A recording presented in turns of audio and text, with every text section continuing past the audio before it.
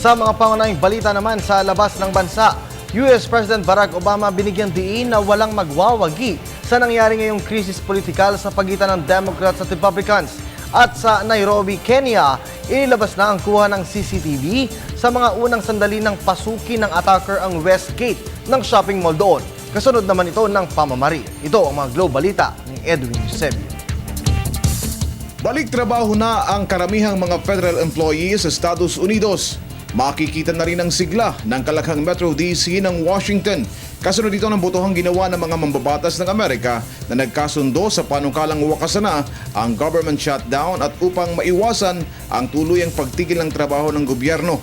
Binigyan din ni US President Obama na hindi dapat mangyaring muli ang krisis na sila-sila rin ang may kagagawan. Idininig na walang magwawagi sa nangyaring shutdown. Ang 16 na araw na partial government shutdown sa Estados Unidos ay naging dahilan ng pagsara ng mga national monuments.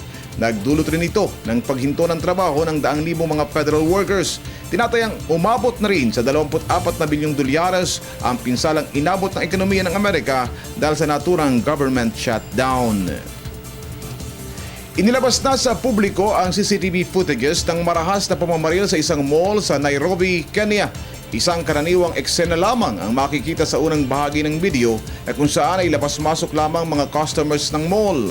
Makalipas ang ilang sandali ay nagtakbuhang papasok sa mall ang mga tao kasunod ng putok ng baril. Makalipas ang ilang saglit ay makikitang pumasok na rin ang armadong lalaki.